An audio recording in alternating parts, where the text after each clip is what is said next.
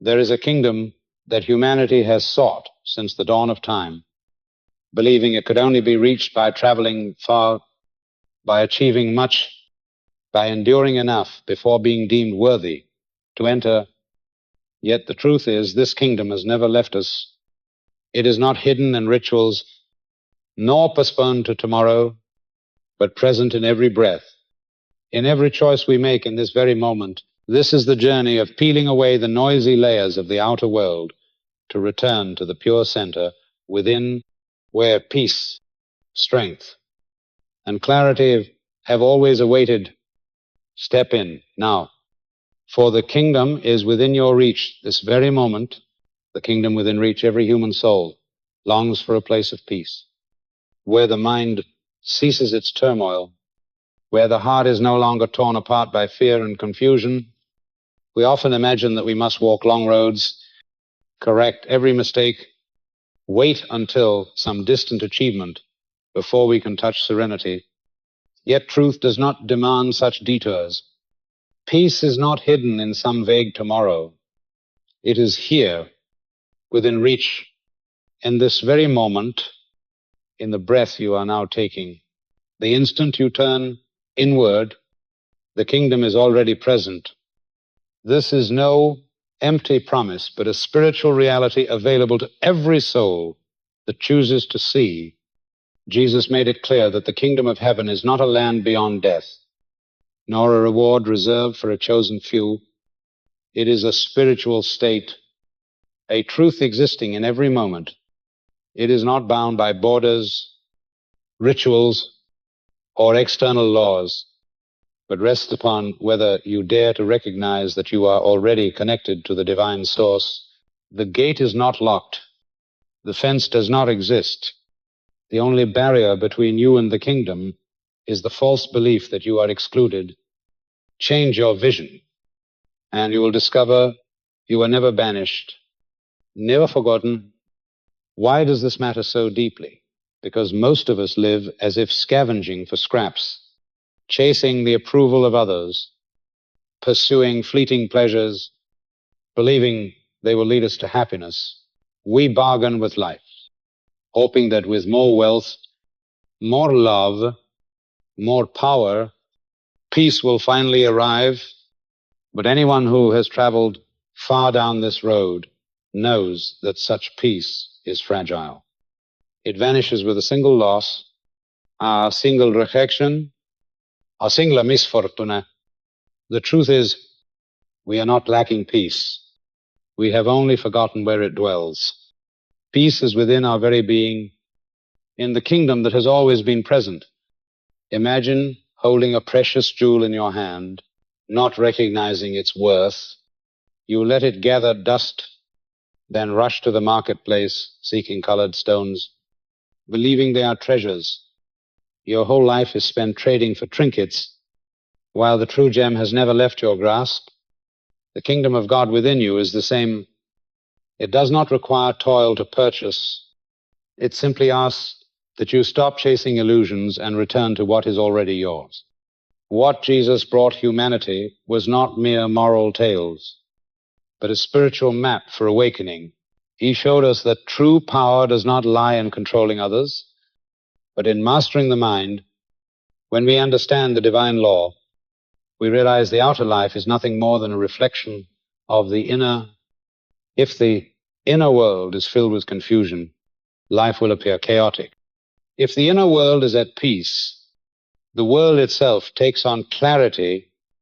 The kingdom is within reach, because it is a choice of perception, a daring act of faith that real strength arises from within.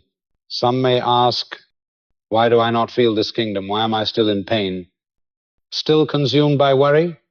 The answer is simple yet piercing. Because you are looking in the wrong direction. You believe the outer life defines your worth. You believe fear, lack, and circumstance hold ultimate power. When you put your trust in illusions, you cannot see the kingdom. But the moment you change your mind, the moment you refuse to agree with the deception of fear, you enter a new state. That is the beginning of reclaiming your authority. Remember, The kingdom does not demand that you become someone else. It only asks that you remember who you truly are. You are not your fears, not your broken memories, not the labels the world has stamped upon you. You are divine consciousness living in human form, and when you live from that essence, the kingdom reveals itself. True peace does not depend on the calm of circumstances, but on the strength of the mind. A person may stand in the midst of a storm and yet remain inwardly still. Another may own little in material wealth, yet radiate a power that gives comfort to all around them. Such lives testify that the kingdom is not a territory, but a state of being. It is time we stop searching outward and begin the inward return. It is time we cease believing that peace awaits us in some distant tomorrow. Peace does not schedule itself for the future. It invites you now. If you accept the invitation, if you lay down the illusion of separation, then instantly the kingdom opens. And in that moment, you will see the wonder. You never had to go far to find it. You only had to come home to yourself. This simple truth has power to set anyone free.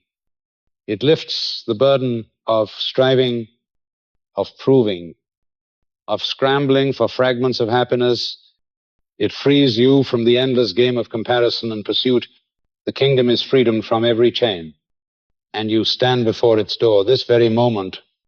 The door is not locked. All it requires is that you open your heart and step inside. There you will find the peace, the clarity, and the strength that have awaited you all along. When this becomes a living truth within you, every choice you make will be transformed. You will no longer seek approval, no longer struggle to prove your worth. You will begin to act from the abundance within, and that alone will create a new life. The kingdom is within reach, not because it is cheap or common, but because it has always belonged to you, and the moment you remember, you are already home. The nature of the kingdom Jesus spoke of, was never a distant land, nor a reward reserved for a chosen few after death. It is not built of stone or wood, not confined within temple walls, not owned by rituals, laws, or outward forms. The kingdom is a spiritual state, a condition of consciousness. When your thoughts are aligned with divine truth, it is not far away, not abstract, but an experience that can be touched in this very life. The moment you allow your mind to harmonize with reality, yet the tragedy of much of humanity is to live as though exiled from that place. We chase love in the eyes of others, seek approval in words of praise, hunt for peace in fleeting pleasures, and grasp for safety in fragile powers. We exhaust ourselves clinging to what changes, while what we long for is already within. In truth, we lack nothing. We have simply forgotten the true dwelling of abundance.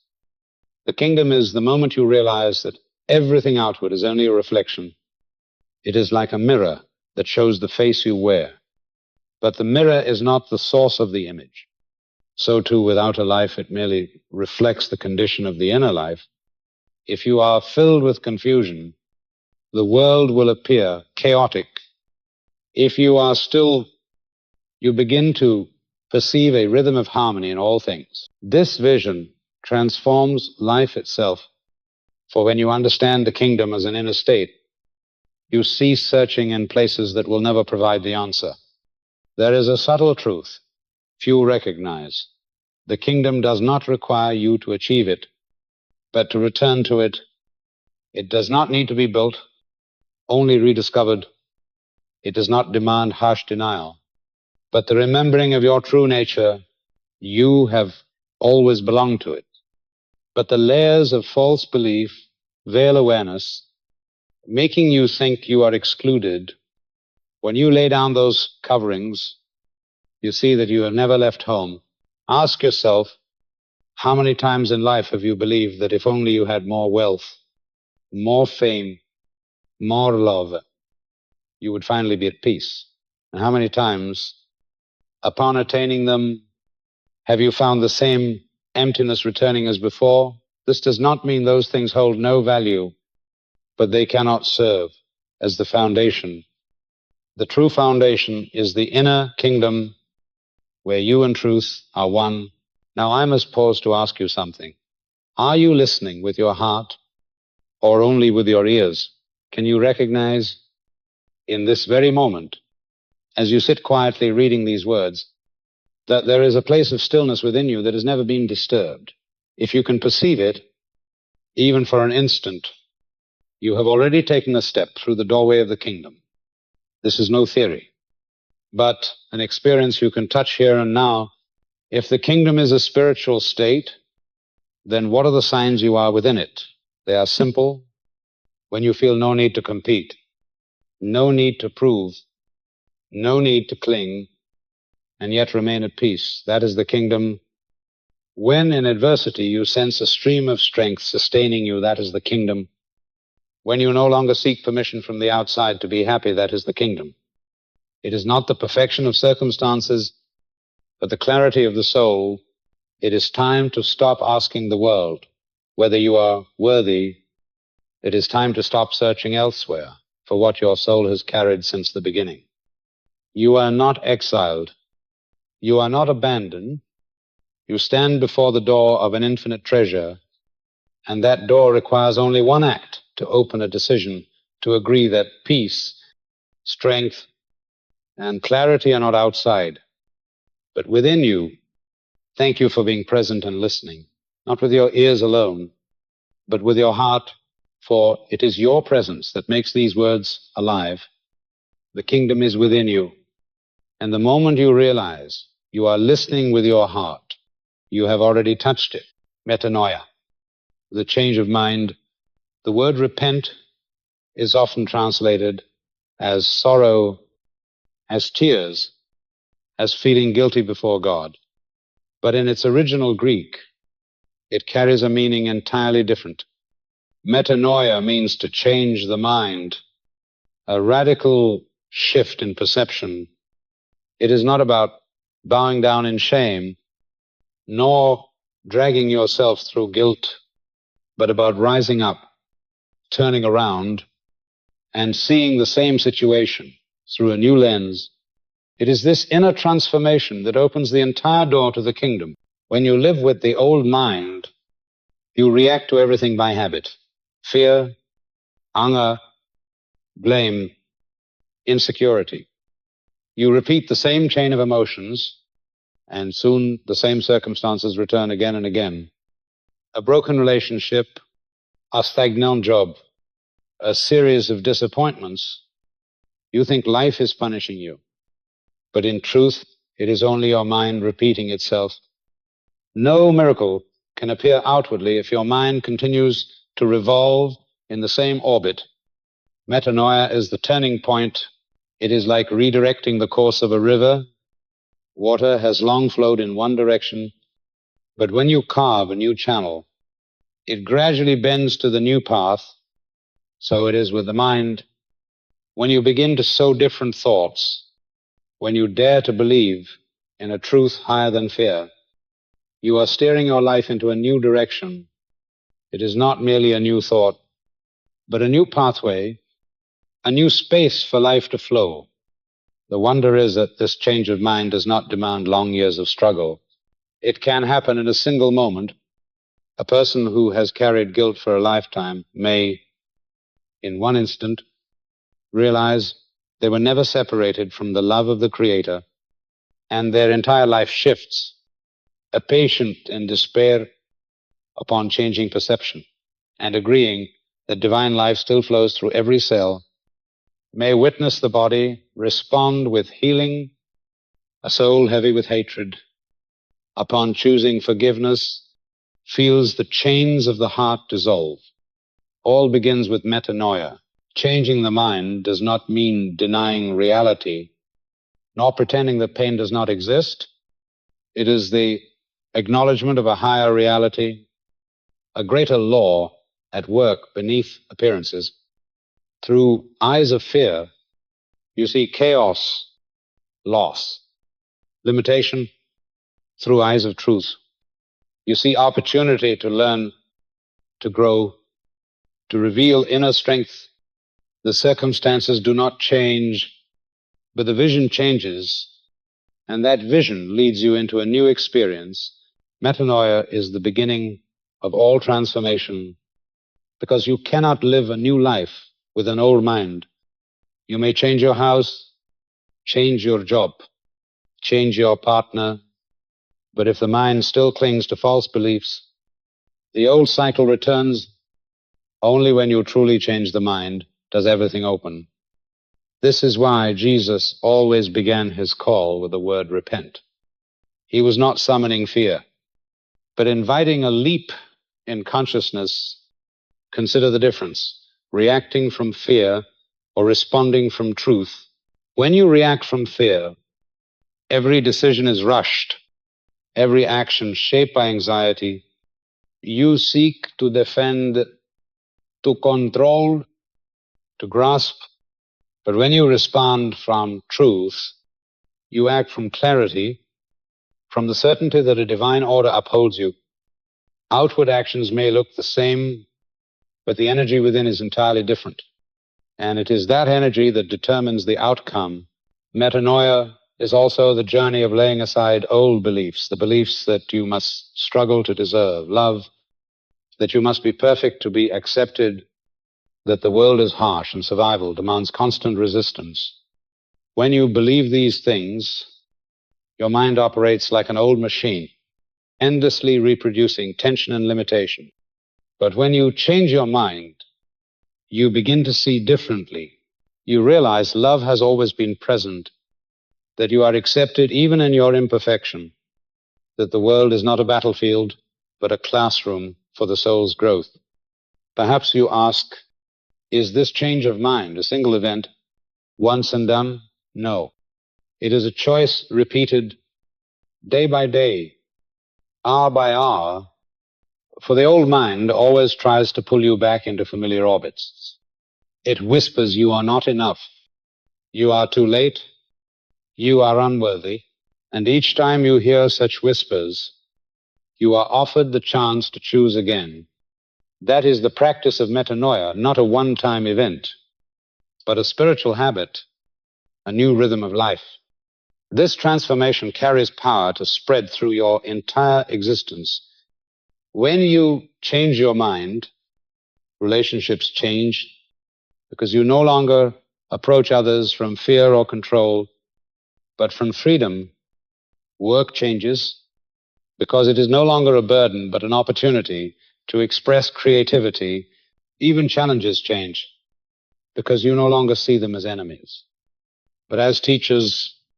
Outwardly, circumstances may look the same, but inwardly, the experience is utterly new. Metanoia is the first step, yet also the most vital. Without the change of mind, all other efforts are but patchwork. But once the mind is renewed, what seemed impossible becomes possible.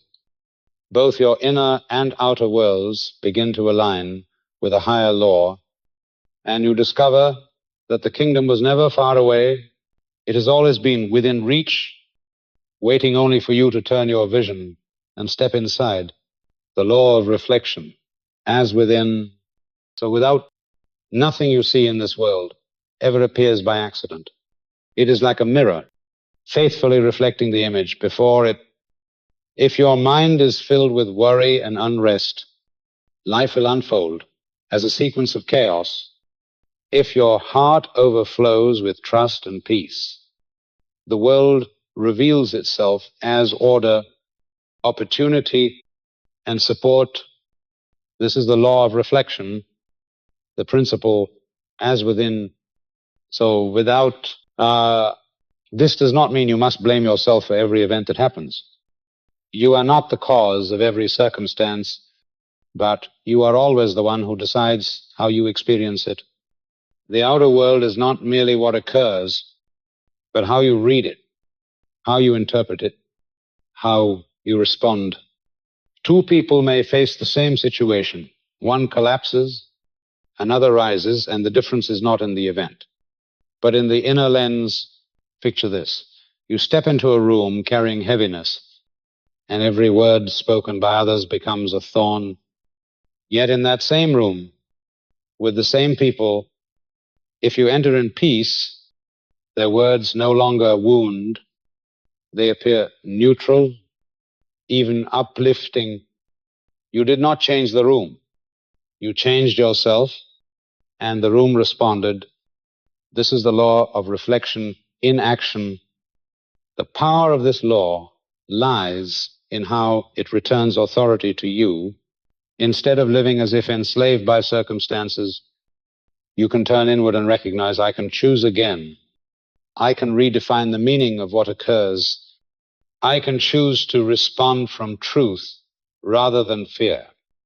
When the inside shifts, the entire outer experience shifts with it. You may ask, is it fair to say the world is only a mirror? For there are tragedies so painful, losses beyond control.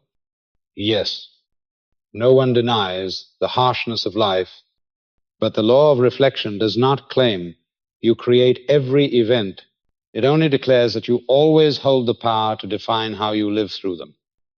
You cannot choose the storm, but you can choose whether you stand firm or are swept away.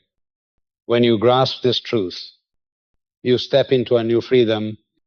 You no longer blame circumstances, no longer accuse others, no longer imprison yourself in the role of victim. Instead, you claim the power of re-choosing. You begin to ask, through what lens am I seeing? Am I interpreting reality through the voice of fear or through the certainty of truth? And with that one question, a new doorway opens. This is why the great spiritual teachers always emphasize guarding the mind. Thoughts are not passing shadows, but seeds planted in the soil of the subconscious, and the subconscious births the landscape of your life. If you sow doubt, worry, and judgment, you will reap a world fractured with division and pain. If you sow trust, peace, and gratitude, life will unfold with opportunities beyond measure. So I ask you, are you ready to change? Are you ready to pause, to look into the mirror of your life and admit that what you see outside is an invitation to realign within? If you are ready, leave the words, I am ready to change, or simply type the number 1. That simple act is a sign that you are truly present on this journey, not only listening, but choosing to act. And I thank you, because your presence and response are living proof that the law of reflection is already at work. Remember this, the mirror never lies. It only reflects what stands before it. The world is the same. It does not take sides. It does not distort. It reflects faithfully the state within you. When you change, the world you experience changes. From this moment on, you are no longer a passive observer, but a creator. You have the right to turn the lens, the right to choose again, and the right to step into the kingdom that has always been within reach, living from truth instead of fear. Fear is a harsh teacher.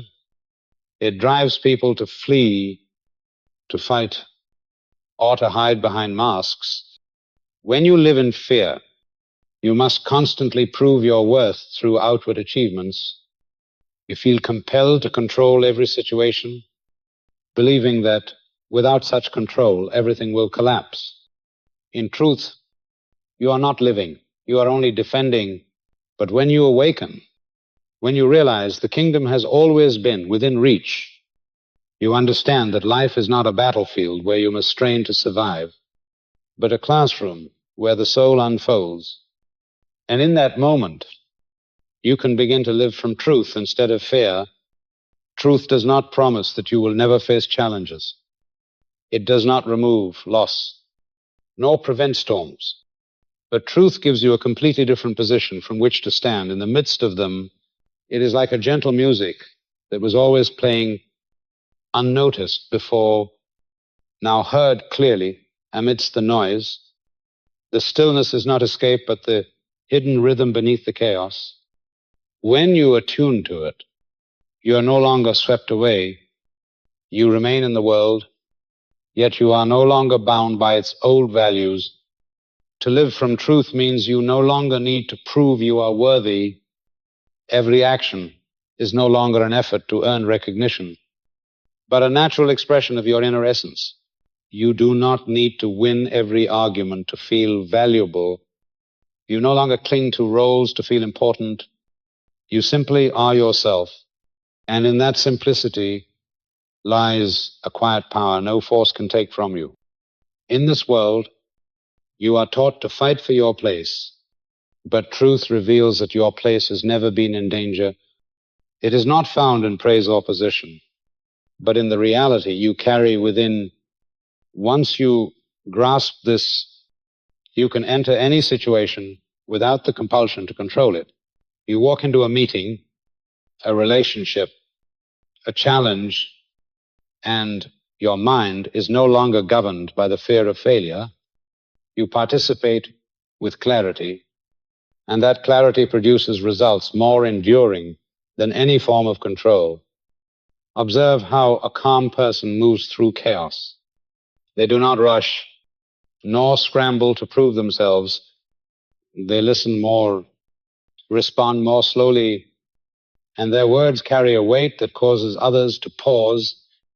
This is not authority imposed, but power flowing from a mind rooted in truth. Compared to the noise of those living in fear, their presence is like a steady heartbeat in a restless crowd. What is striking is that living from truth does not pull you away from life, but draws you deeper into it with higher awareness. Some imagine spirituality means withdrawal from the world, abandonment of duty and responsibility, but that is only half the story. In truth, when you live from truth, you are more present in everything. You work with clarity. You love with freedom. You resolve conflict not to win, but to restore clarity.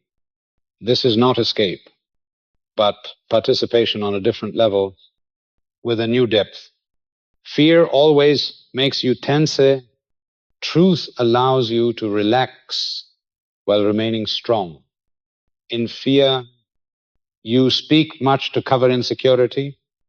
In truth, you speak less because, truth needs no loud advertisement. In fear, you constantly compare yourself to others.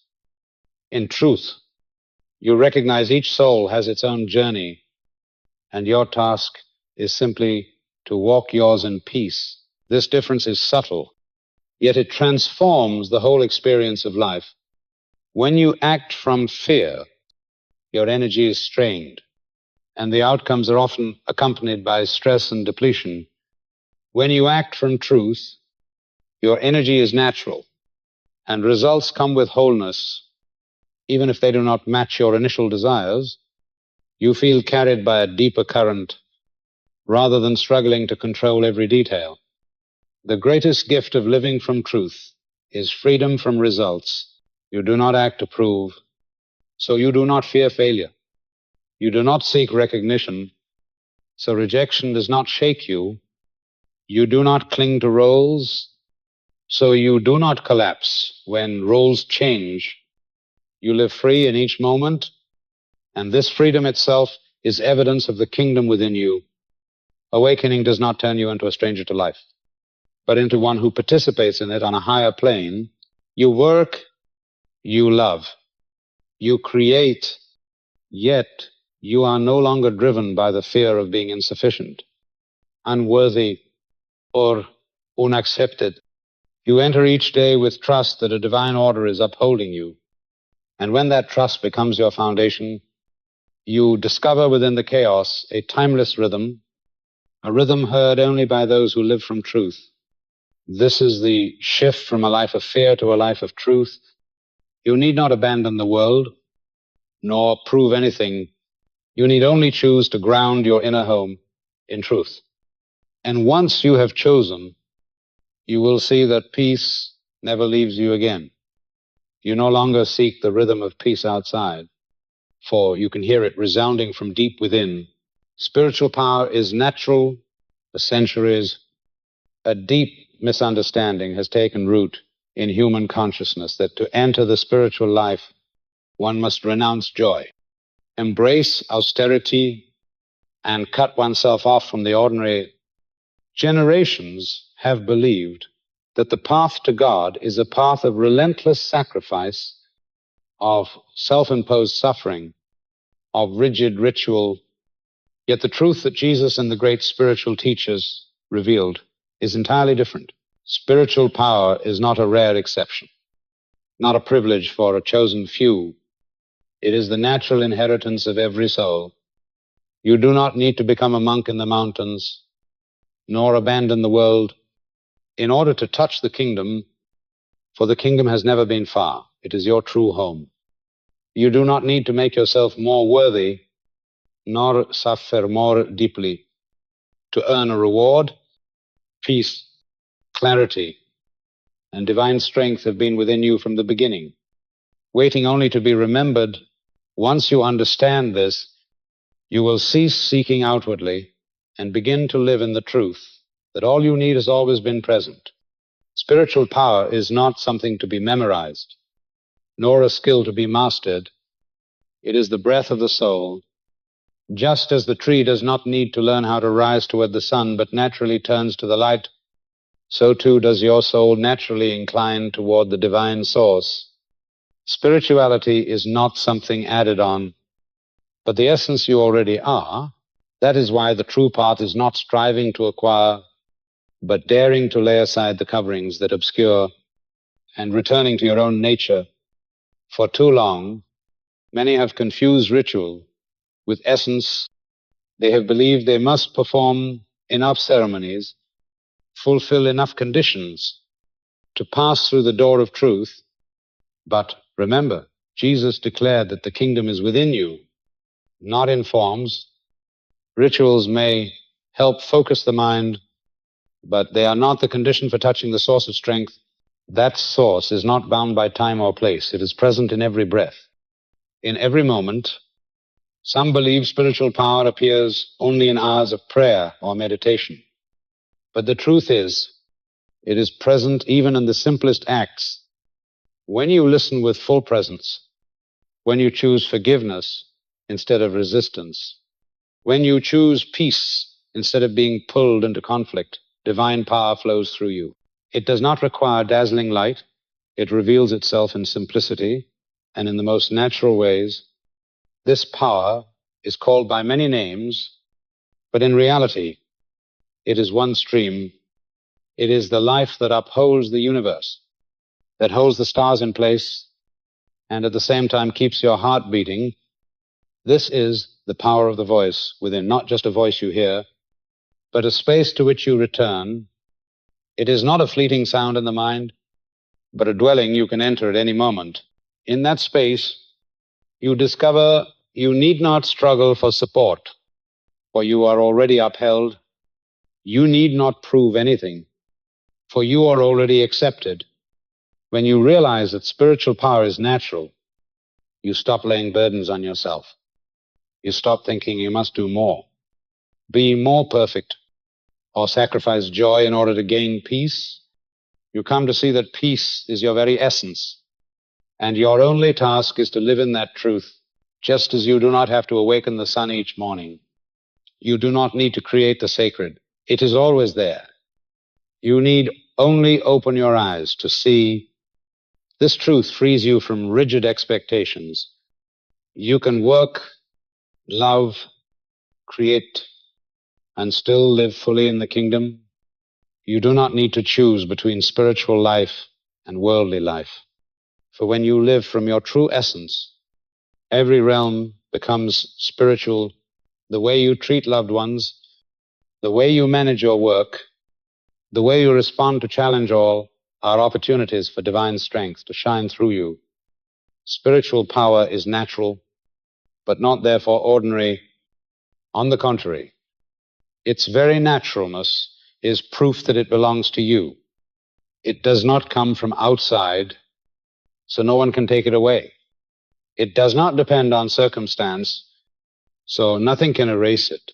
And when you live in this awareness, your life itself becomes the most eloquent testimony of the kingdom's presence. The kingdom is not a prize, but your true home. It is time to stop living as an exile, to stop believing you have been forgotten. Step into the house where you have always belonged, where strength is not sought but remembered. And when you live in that house, you will see every effort to prove, to suffer, to make yourself worthy dissolve for peace. Power and love have never left you. They have only been waiting for your consent to return. The supreme authority within, every kingdom has its throne, and every throne requires a king. In the life of man, the throne is not placed outside, but within the mind itself. The mind is king. It rules the entire territory of experience, issuing decrees to the emotions, the body, and even circumstances. For this reason, the highest authority in life is not the control of others, but mastery of oneself. This is the secret Jesus embodied, and the central truth Emmet Fox emphasized, that self-mastery is the only key to the kingdom. On the surface, the world teaches the opposite. It urges you to dominate circumstances, to accumulate power, to secure your place above others. Yet no matter how much land you own, no matter what position you hold, if your mind is in turmoil, you remain a slave to anger, to fear, to greed, to insecurity. The truly free person is not one who escapes hardship, but one who retains the right to choose what to think and how to feel in the midst of it. This is the supreme authority within. Jesus stood before storms, yet his heart was still. He faced accusations, yet did not respond with anger. He walked through rejection, yet did not lose love. This was not weakness, but the unmatched power of a mind rooted in truth. That authority did not flow from sword or spear, but from inner dominion. It was the proof that when the mind is king, no force can subdue you. Emmet Fox explained that life operates according to our understanding of the law of mind. Every outer circumstance arises from the quality of inner thought. The mind is the painter, life the canvas. If the painter loses control of the brush, the picture is chaos. If you do not direct your thoughts, your life is disorder. Authority, therefore, is not abstract but practical. Every thought is a decree, every image you hold a royal edict, and you are the sovereign who signs them. What then is the scepter of this inner king? It is attention. Attention is the energy you give, the light you shine upon an object. When you place attention on fear, it grows. When you place attention on truth, it flourishes. Attention is never neutral. It always creates. For this reason, attention is the greatest power you possess. If you waste it on worry, judgment, and doubt, you allow the throne to be usurped. But if you fix it upon what is right and true, you hold the scepter firmly in hand. This means you are no longer the victim of circumstance. Circumstance is but a guard at the foot of the throne, awaiting command. If the king decrees in fear, an army of chaos marches forth. If the king decrees in truth, divine order is established by your self-mastery. You decide who rules the kingdom of your life. True authority is never loud. It does not boast. It does not need to win every argument. It is revealed in steadiness, in a silence that others feel when they stand near you. It is the kind of presence that earns respect not because of what you say, but because of what you are. This is power. No one can strip from you, for it flows from within. Yet such power does not come without discipline, a wise king does not leave the throne empty, nor allow another to sit in his place. So you must guard your mind, you must select your thoughts, guide your emotions, and direct your attention toward what is worthy. This is not harsh control, but loving discipline. Each time you choose peace over reaction, you fortify the throne. Each time you place attention on truth instead of illusion, you strengthen the scepter. The supreme authority within is the path of liberation. When you master yourself, you are no longer enslaved to the shifting world outside. Others may praise or condemn. Circumstances may change, yet you preserve the order within. You do not live to control the world, but to reflect truth. And as you reflect truth, the outer world reshapes itself in harmony. Jesus did not call us to rule by force, but by inner dominion. Emmet Fox did not stop at moral counsel, but pointed directly to the principle. You are the sovereign of your life, and the degree to which you understand and apply the law of mind determines the measure of your true mastery. Your throne awaits. Your scepter is attention, and the divine law will always answer to the decrees you issue in thought. When the mind is king, life will obey, and when you wield the scepter firmly, you will discover that the kingdom is no longer a distant dream, but a living reality present in every decision. Every thought, every moment you choose to live from truth. Resist not evil. Among the most misunderstood teachings of Jesus are his words.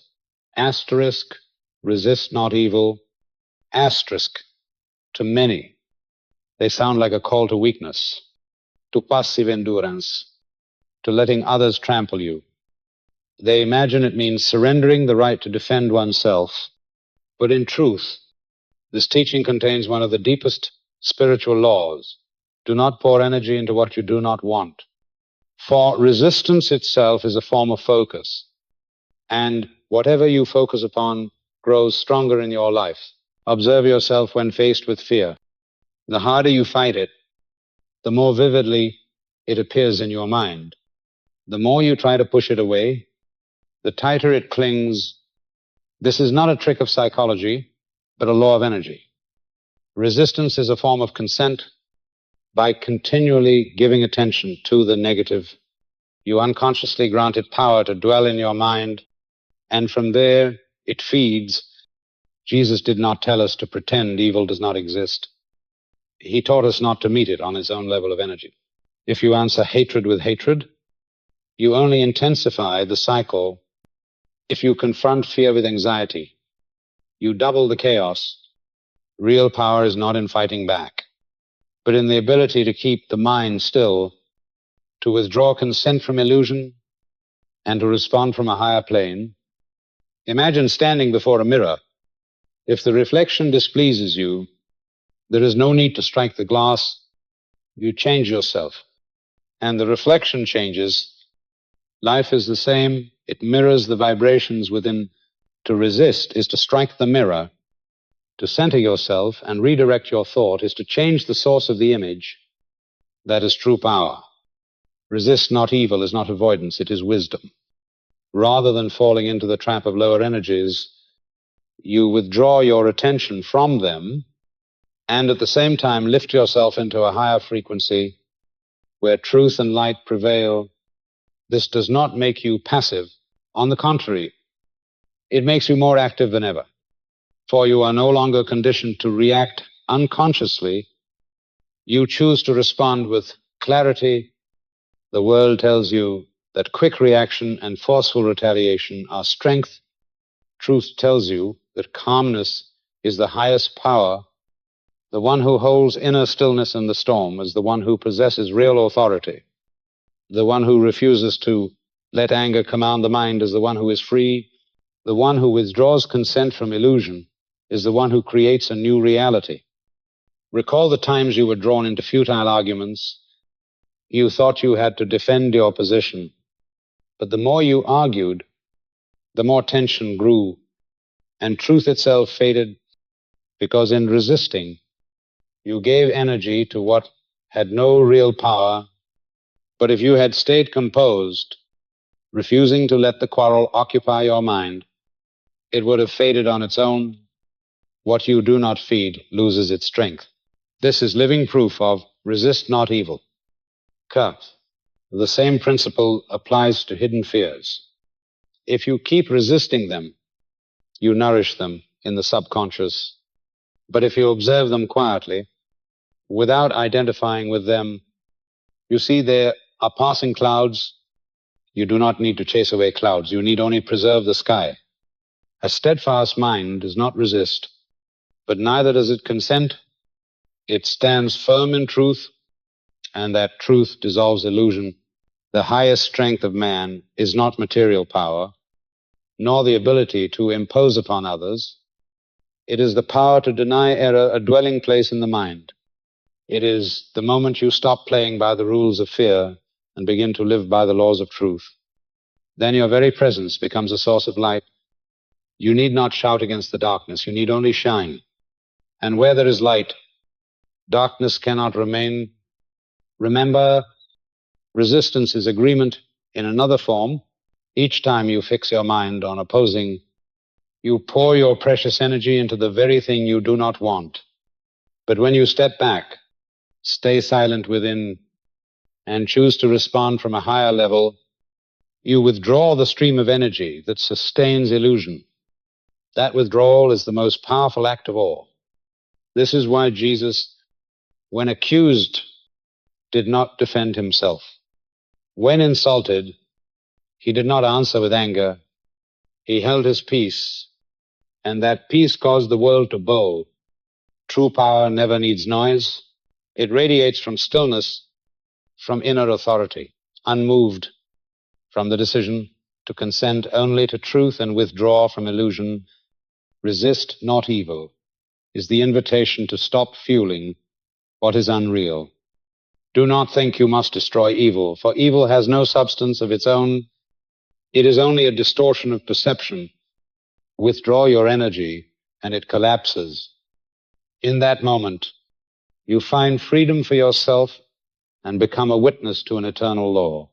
Where light is present, darkness cannot exist. Judgment and forgiveness. Judgment seems to be a natural reflex of humanity. From childhood, we are taught to classify, to compare, to rank, to evaluate, yet what appears harmless becomes one of the greatest barriers to inner freedom. For every time you judge, you unwittingly imprison yourself within the very vibration you believe you oppose. When you call someone unworthy, you bind yourself to the energy of unworthiness. When you condemn another for lacking love, you close your own heart to love. Judgment sustains the illusion of separation. It makes you believe there is distance between you and others, between you and God. But in reality, that distance exists only in the mind. Jesus reminded us many times, judge not, that you be not judged, not because some external power stands ready to punish you, but because the law of vibration always responds faithfully. Emmet Fox declared it plainly, you cannot criticize another without lowering yourself, for judgment is proof that you still vibrate on the same level as the thing you oppose. In doing so, you continue to feed the old cycle, the cycle of division and resentment. Forgiveness is the only door that opens into freedom. Forgiveness does not mean denying the event, nor minimizing the pain. Forgiveness is the act of withdrawing energy from the past, ending the nourishment of an old story. When you forgive, you release yourself from identification with the role of the victim. You no longer need another to apologize or repay you before you can live again. You reclaim the right to define yourself and the right to your own freedom. Many believe they cannot forgive because the wound is too deep. Yet the truth is you need not wait until forgiveness feels easy. Forgiveness is a decision of consciousness. Before it becomes a feeling, you choose to set the burden down, and in that choice, healing gradually follows. It is like opening a window. The light does not need an invitation to enter. It floods in of its own accord. So too with forgiveness. When you open your heart, the trapped energy begins to transform. It is vital to understand that forgiveness is not a gift you give to another, but one you give to yourself. To hold on to judgment and resentment is like clutching burning coals, hoping they will scorch another. Yet the one burned is you. Only when you release them do you discover your hands are free. Forgiveness is not weakness, it is the greatest strength, for it ends the old cycle of energy and opens a channel for new life to flow. Here lies a subtle paradox. Many cling to judgment as though it were a kind of power, for it makes them feel superior, yet judgment is only a gilded cage, keeping them small. Only when you dare to release it do you discover that freedom is not found in proving who is right and who is wrong, but in rising above the game altogether. Forgiveness lifts you to another level, where you need not win the argument, for you have already won over yourself. In practice, forgiveness may begin with small steps. Notice the tension in your body when you recall a person or a situation. Instead of rehearsing the old story, whisper to yourself, I choose release. I choose to withdraw my attention from the past. I choose to give truth and love a place in my soul. Asterisk, each time you do this, a portion of trapped energy is loosened. Little by little, you walk out of the invisible prison of judgment. Forgiveness also opens a current of creativity. The energy once locked in resentment is freed, becoming fuel for joy, for creativity, for love. You feel lighter with more space to receive the new, and mysteriously, as you let go, situations that seemed unchangeable begin to shift, not because you tried to force them, but because the law reflection mirrors back the freedom you have chosen within. The kingdom cannot open in a mind still crowded with judgment, for the kingdom is the place of no separation. Only when you forgive do you see that the boundary between you and another was illusion. You and they are sustained by the same life. In releasing judgment, you step into union. You are not only freed, but become a channel through which that freedom flows to others. Judgment holds you in low vibration. Forgiveness lifts you into higher vibration. Judgment sustains the old cycle. Forgiveness ends it. Judgment locks the heart. Forgiveness opens it. And when the heart opens, the flow of freedom rushes in, carrying peace, clarity, and power. This is not mere psychology. It is a spiritual transformation, a movement from darkness into light. Therefore, if you truly long to enter the kingdom, let forgiveness become your heartbeat, for only in forgiveness do you truly taste freedom. And once you have tasted that freedom, you will never again desire to return to the prison of judgment. Refine desire and the formula of prayer. Every beginning of life arises from a desire. Desire is the signal of the soul calling you into a higher level of living, yet that desire is often veiled by fear, by lack, by the restless ego that demands immediate fulfillment to cover emptiness. And there, desire turns into burden.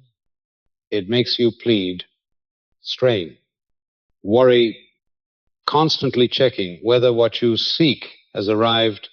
The result is that the harder you struggle, the further you drift from wholeness. Jesus gave a formula at once, simple and profound, 3 steps that form the creative rhythm of the universe. Ask, believe, receive. To ask is not the desperate cry of a beggar, but the clear directing of the mind.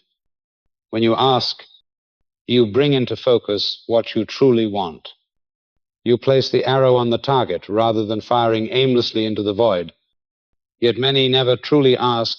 They pray in vagueness, guided more by fear than by vision. That is why the first step of the formula is clarity, not obsession, but precision. The second step is to believe. Belief is not a thought you repeat endlessly in your head, but an inward certainty, a steady conviction, unshaken by appearances. This belief does not falter when circumstances remain unchanged, nor collapse when results are not yet visible. It stands firm because it knows that spiritual law operates with precision. To believe is to feel you have already received, to carry yourself with the natural assurance that what you desire already exists in the unseen, awaiting only the moment to appear. This is where many falter. They ask but do not believe, or they believe but only with a belief tied to outward proof. When all goes well, they believe. When difficulties arise, they doubt. But true belief is not dependent on circumstance. It is rooted in the unchanging fact that truth does not alter, and it is this steadfastness that produces movement in the invisible. The third step is to receive. Receiving is not grasping or rushing to seize results. To receive is to allow, to open a space within so that what you have believed can enter. To receive is to stop controlling, stop worrying, stop clutching. When you truly believe, you can release, and in that release, the divine order flows freely. Receiving is the art of not obstructing, not forcing, not imposing form. You open and let life bring the good in the most perfect way. Thus desire must be refined. It must be cleansed of haste, stripped of the belief that happiness comes only after it is fulfilled. Desire in its raw form is only a signal. Left unrefined, it becomes a chain. But when you transform desire from craving into certainty, you change the entire vibration from lack to abundance, from anxiety to trust.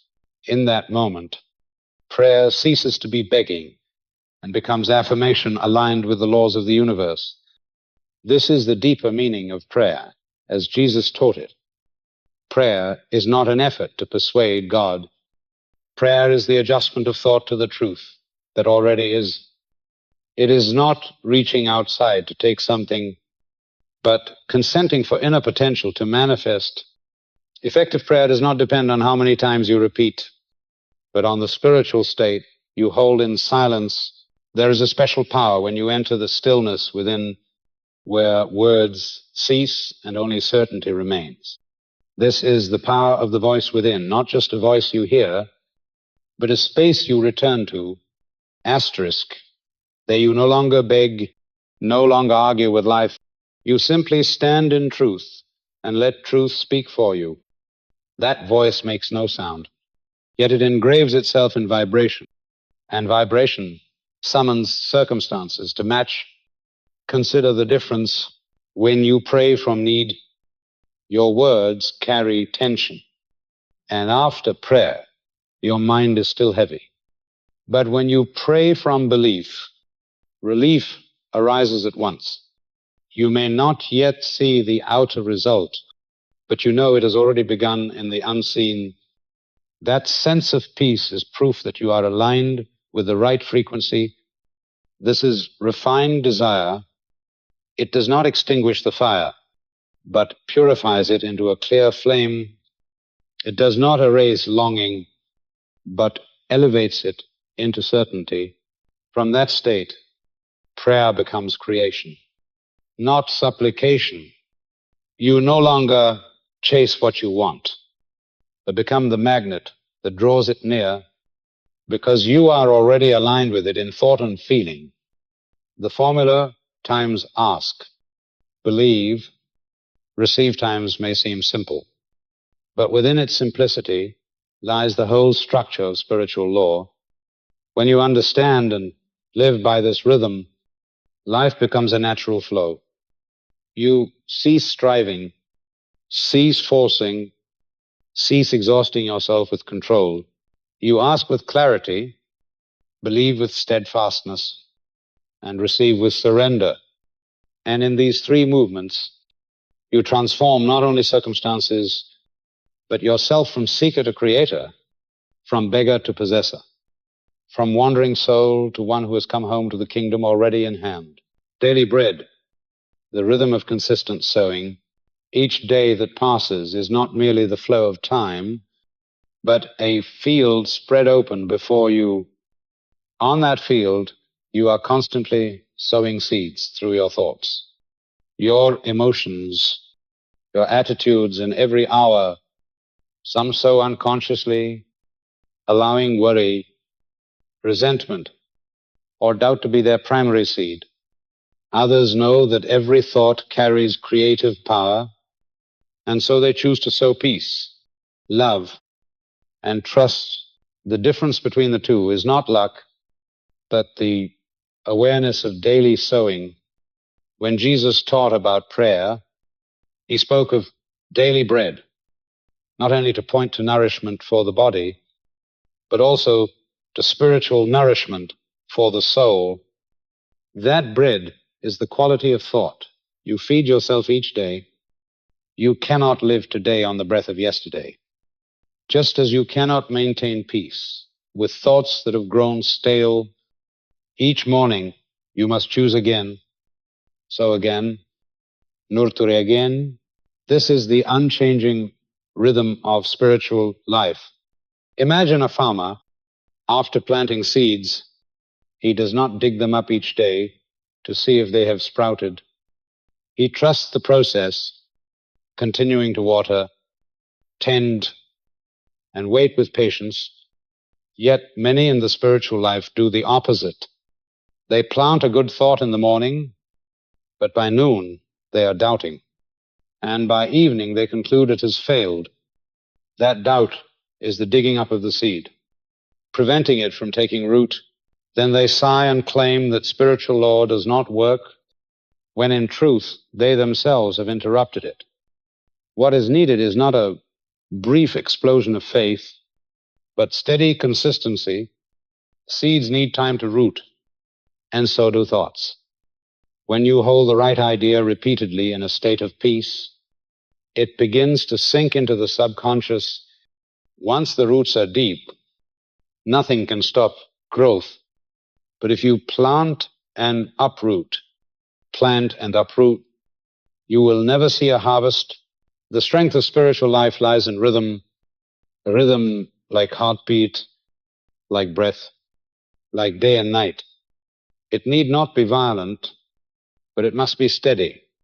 You need not strain all day in anxious repetition of affirmations. You need only return to center whenever the mind wanders. A few minutes of deep focus, repeated daily, has far more power than hours of scattered prayer, interrupted by doubt. Daily bread also reminds you that spiritual nourishment is never once for all.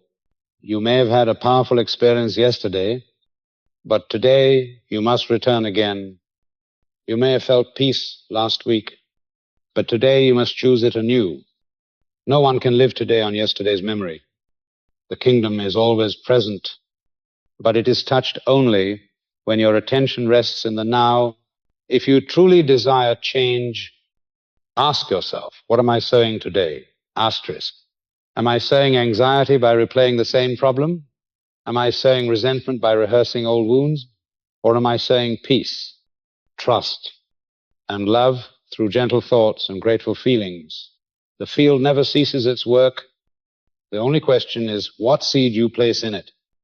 A single unconscious day can scatter thousands of negative seeds, but a single conscious day can make every moment a seed of light, and the universe never discriminates. It simply returns to you what you sow. Therefore, your greatest responsibility is to guard the rhythm, not allowing doubt to disrupt the process. Results may seem slow, but slow does not mean absent. Look at the bamboo. In the first years, you see almost nothing but a tiny shoot. Yet beneath the soil, its roots spread deep and strong. Then suddenly, In a matter of weeks, it soars many meters high. Thoughts operate in the same way. Do not mistake silence outside for inactivity inside. When you hold steady, a whole system of roots is forming unseen until the moment comes when it bursts forth into visible life. Daily bread is the reminder that each day brings a new opportunity, the opportunity to sow, to nurture, to persevere. And this perseverance not only brings change to circumstance, but shapes your very character. You become one who trusts, one who is patient, one who sees beyond appearances. These are the qualities every soul must carry to enter the kingdom. So be watchful as each day begins. Do not let unconsciousness scatter the seed. Choose peace over worry, love over resentment, trust over doubt. And when you repeat that choice each day, you will see the harvest come not as a sudden miracle, but as the inevitable fruit of steady, consistent solving, the narrow way, the refinement of attention. The narrow way that Jesus spoke of is not a path of outward austerity or rigid moral codes. It is not a long list of do's and don'ts. It is a state of consciousness where you choose the refinement of truth over the noise of illusion, where you give priority to stillness and depth rather than outward display. It is called narrow because few choose to walk it, not because it is hidden, but because it demands courage to release the old layers that have clung to us for so long. To walk the narrow way is not to wear a mask of holiness for the applause of others. On the contrary, it often strips you bare, leading you into silence with no audience. No recognition. You must face yourself, the fragments of fear, the cracks you have long concealed. The narrow way does not avoid these fractures, but passes through them, shedding illusion layer by layer. And this very bareness becomes the door to freedom. It seems walking this path feels like losing everything. The roles that once gave you security begin to crumble. The masks that once shielded you become heavy and useless. You pass through seasons of emptiness where silence stretches long. Yet in that emptiness, the new is born. Just as the seed must break open in the soil before it can grow, so must the old shell dissolve for true life to rise. The narrow way is also the way of selection. It does not permit prolonged distraction. It does not tolerate half-belief, the attempt to cling to darkness while longing for light. The mind can serve only one master, and the narrow way demands a clear choice. You come to see that you cannot live both for truth and for illusion. You cannot crave peace while holding on to resentment. It is this refinement of choice that makes the way narrow.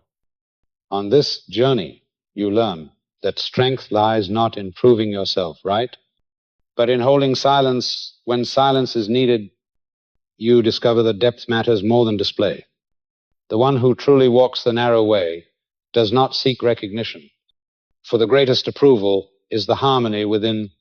It is the quiet, steadfast conviction that you are on the right path. Even if the world does not understand, there is a purification that occurs when you remain faithful to this way. It removes what is unnecessary, leaving only the essence. It may bring you into solitude for a time, but that solitude is not emptiness. It is the opening through which truth takes its seat. When you no longer chase the clamor outside, you begin to hear the rhythm of stillness within. That rhythm becomes your compass, guiding you step by step, day by day. The narrow way does not promise grand performances. It does not bestow fame or praise, but it gives you something infinitely more precious: integrity. No longer do you live divided between outer image and inner reality. No longer do you wear masks to please others. You live true, live simple, live aligned with truth, and in that simplicity, you become unshakable before any storm? Are you walking this narrow way? Have you felt yourself standing in the in-between where the familiar no longer holds you, yet the new has not yet appeared? If so, that is the sign the old shell is being stripped away so that your true self may emerge. That is not failure, but beginning. Thank you for being here, and listening for your presence in this moment is proof that you are ready for the refinement of truth. The narrow way is not for the many, but is always open to any who dare to choose. And when you choose, you find that every fracture, every bareness, every silence is but another step leading you back to your true essence. The way is narrow, but it leads to life, treasure, and the order of values.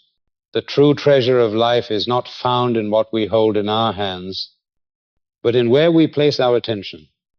For attention is energy, the spiritual current that nourishes whatever becomes real.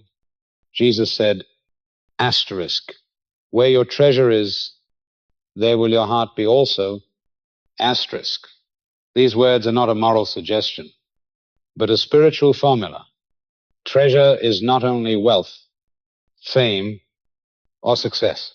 It is whatever you silently give the highest priority to, and that priority shapes your vibration, your circumstances, and the very quality of your life. If your treasure is form, you will live in constant unrest. When your highest value is money, recognition, or status, you are drawn into an endless game. Today, you may grasp what you want, but tomorrow the fear of losing it arises again. The world of form is always changing, and if your foundation rests upon it, your life will be unsteady. You become a captive to numbers and accounts, to the shifting eyes of approval, to the fragile tides of impermanence. But when your treasure is presence, truth, the eternal stream within, you discover a foundation that cannot be shaken. Peace is no longer subject to fluctuation.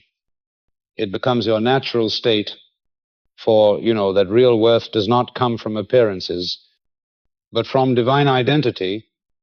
The one whose treasure lies in truth does not need coverings to prove worth. They stand firm, centered in what cannot change, rooted in what is eternal. Treasure and the order of values are bound together. What you esteem directs every choice, governs every action, and decides every experience. When values are disordered, you live in conflict, haunted by lack. But when values are rightly ordered, life becomes simple and whole. You know what to keep, what to release. You no longer chase illusions that drain you, but live with clarity, focus, and purpose. Pause and observe yourself. In quiet moments, what do you dwell on most? The worries, ambitions, and obsessions you repeat each day are the markers of your treasure. If they do not bring peace, then that is your invitation to reorder values, place presence above form, truth above illusion, peace above agitation. Spiritual life does not deny the material, but teaches you not to depend on it. When wealth, fame, or power define your worth, you enslave yourself to what cannot endure. But when you regard them as tools, as servants rather than masters, you remain free. Your true treasure is not in the world outside, but in the inner freedom no price can buy. The wonder is that when values are rightly ordered, what you need for daily living arrives in order as well. You need not cling or fight, for when your heart is set on truth, all else is added as a natural consequence. Jesus declared, asterisk, seek first the kingdom, and all these things shall be added unto you. Asterisk. This is not an empty promise, but a spiritual law. The value you crown determines the entire flow of your life. Treasure is not what you proclaim aloud, but what you silently feed with daily attention. It does not appear in slogans, but in the thoughts you repeat when no one is watching. If you nourish worry, worry becomes your treasure, and life multiplies reasons to worry. But if you nourish peace, peace becomes your treasure. And life reflects it in every circumstance. To choose the right treasure is to choose the right life.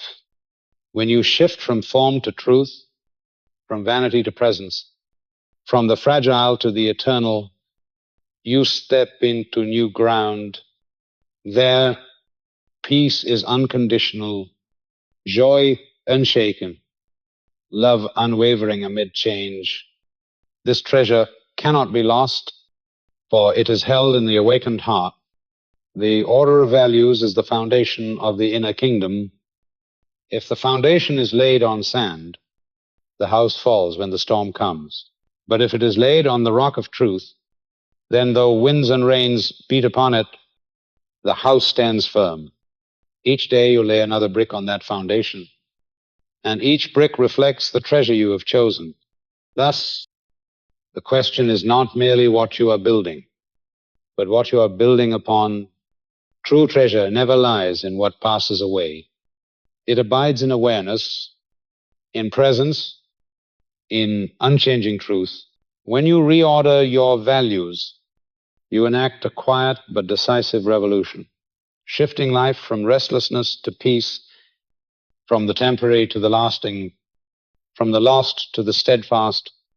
This is the step of one who has begun to live in the kingdom. Seek the kingdom first. Among all the teachings of Jesus, there is one statement that stands as foundation, a key that unlocks the whole of spiritual law. Asterisk, seek first the kingdom, and all else shall be added unto you. Asterisk, this is not mere comfort for weary hearts, nor a distant promise for another life after death. It is the very formula of reality, for the kingdom is not a place, but a state of consciousness, and when consciousness is set in proper order, the outer world reorders itself accordingly. Most people live in reversal of this principle. They try to patch and repair, to chase after surface events, hoping that when circumstances change, peace will follow. But the result is always the same cycle. One problem settles, another rises, one door opens, fear of its closing comes immediately.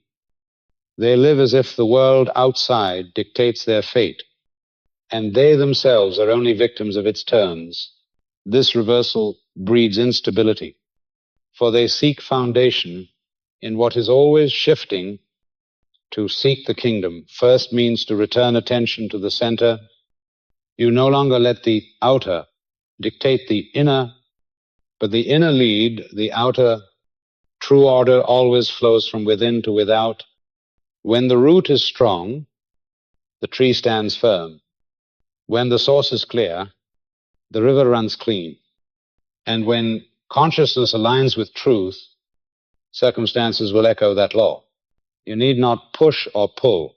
You only need to stand in the right place, and all things arrive in their right order. This is why Jesus never told people to struggle for blessing. He called instead for a change of vision, a change of starting point. To seek the kingdom first is to make the spiritual foundation your pillar. Then all else is not a bonus reward, but the inevitable result: peace, health, clarity, right relationships, abundant supply. All are added, for they are simply the natural expression of an inner life set true. The emphasis is on sequence. If you chase the outer first, hoping later to find the kingdom, you will be disappointed, for the outer can never provide lasting order.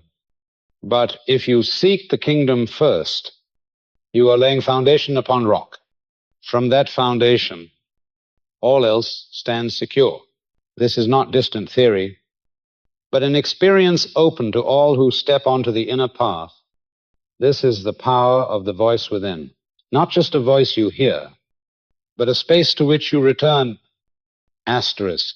It is the quiet yet mighty call of truth within you, reminding you that the kingdom is not far, not postponed, but here, in this very moment. When you return to that voice, you are no longer unsettled by the chaos outside. You find a steadiness stronger than anything the world can offer.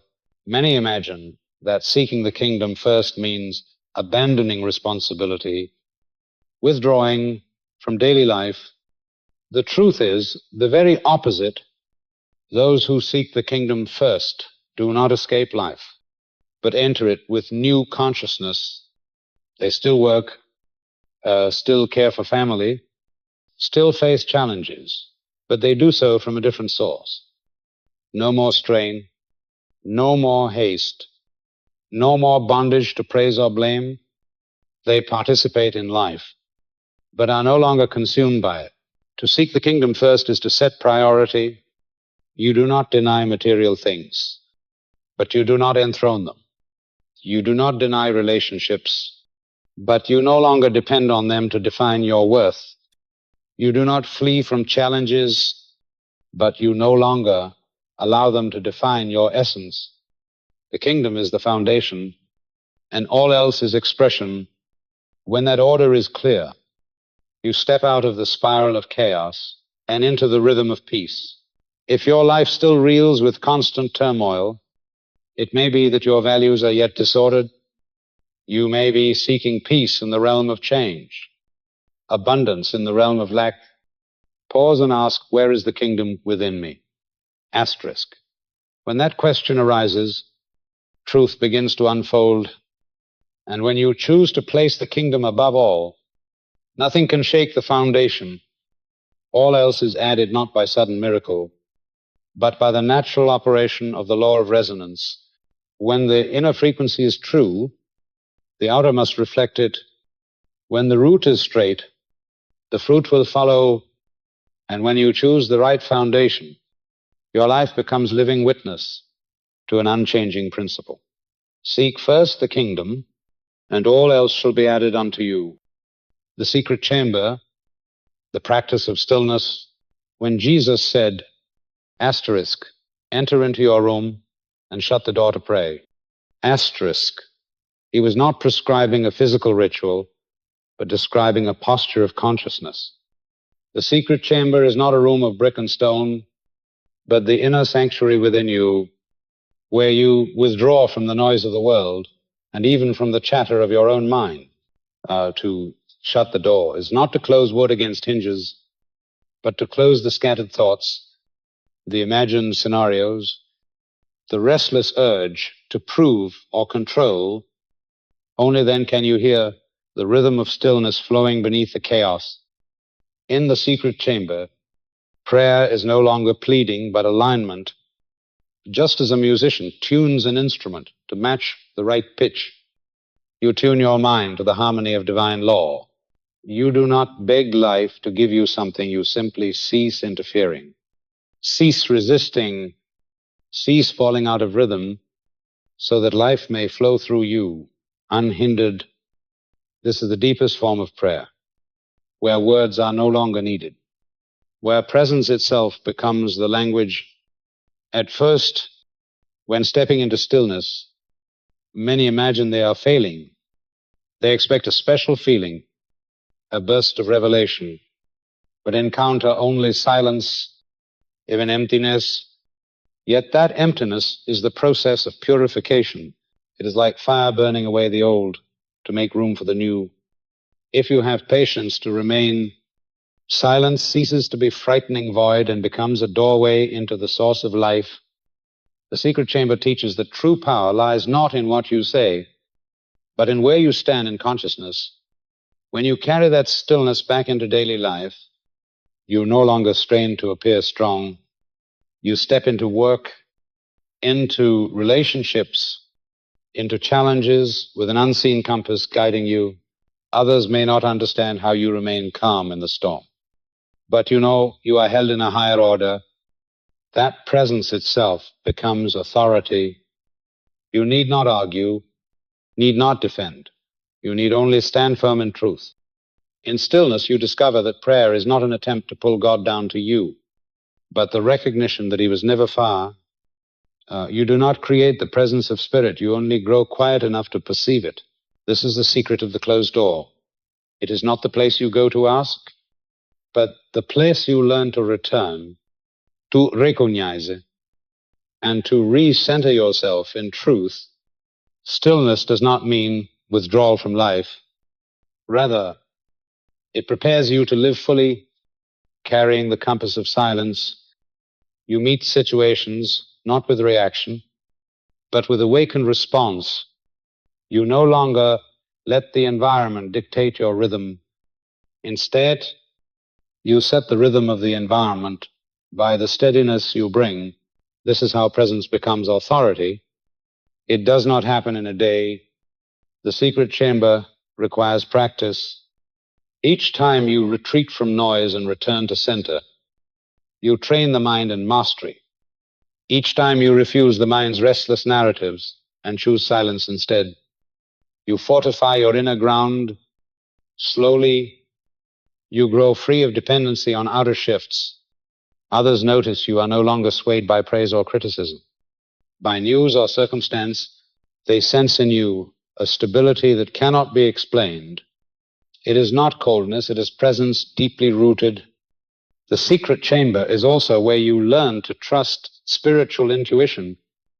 In silence, guidance comes not loud, not dazzling, but gentle as a breeze. It does not impose, it invites, and as you follow, you find the path already laid before you. You no longer need to overcalculate, for inner clarity leads you to where you must go. The stillness of the secret chamber is not confined to prayer hours. It becomes the very atmosphere you carry. In conversations, you listen more deeply. In decisions, you see more clearly. In trials, you rest more peacefully, for you have placed the chamber within your heart, and at any moment you may return. This is the secret of inner power, not force, not striving, but the ability to stand unmoved in presence. When you know the way back to the secret chamber, you have found the source of strength that nothing can shake. And from that source, your life becomes living testimony to truth. The kingdom is not afar, but within you in the stillness you dare to enter and faithfully bring into the world deep forgiveness and the return to the kingdom. Forgiveness is the key that unlocks the final door back into the kingdom. And that door opens not only for those who hurt you, but for yourself. As long as you cling to old stories, as long as you condemn yourself for past mistakes, you remain imprisoned in yesterday and shut out of the present. Deep forgiveness is not outward generosity, but the release of energy trapped in memory. It is the quiet declaration. I am no longer identified with the story of my wounds. I am more than what happened to me. There are wounds we think we have left behind, yet they only lie folded away in dark corners of memory. We go on living, but unconsciously let those memories shape our reactions, even our future. We laugh, work, love, yet somewhere within whispers still rise. I was betrayed. I failed. Y mi chance asterisk. Deep forgiveness means facing those whispers, not to justify, not to deny, but to release them. You acknowledge they once existed, then let them go. The hardest task is not forgiving others, but forgiving yourself. You may have walked far, achieved much, yet still keep yourself locked in a chamber of guilt. For past missteps, you ask why joy is incomplete. And the reason is simple. A part of you has never been set free. To forgive yourself does not mean to erase mistakes, but to realize that your true essence was never stained. You need only end the resistance against yourself. Stop delaying your return. The kingdom has never been lost. It has never abandoned you. never closed its door. What makes you feel exiled is resistance, the refusal of the present, the clinging to old stories. Each time you say, I will have peace when that ends, when they apologize, when circumstances change, asterisk, you bar yourself from the kingdom. Peace does not arrive after conditions are met. It comes the moment you end resistance and allow freedom. Deep forgiveness is stepping out of the victim role. It is the courage to stop using the past, to justify the present. It is not forgetfulness, but the end of repetition. You no longer need old stories to explain why you hurt, why you guard yourself, why you hide. You choose to live differently, not because others deserve it, but because you deserve it. Forgiveness is the gift you give yourself to walk free of an invisible prison. When you set the old burden down, you see that the kingdom is not ahead, but here in every breath. No more postponing, no more saying, someday I'll be happy, one day I'll know peace. Asterisk, you live the kingdom in this moment. By this awakened choice, each time you refuse to replay the past, you step further into freedom. Each time you choose love instead of resentment, you touch the eternal foundation.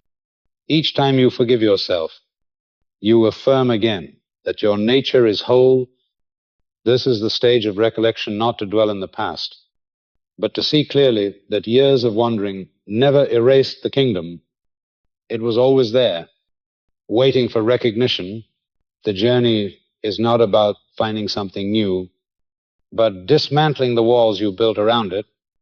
When those walls fall, you discover you never truly left. You were always at home, only living as though exiled. The kingdom is the return to yourself, not through striving, not through merit, but through consent to truth.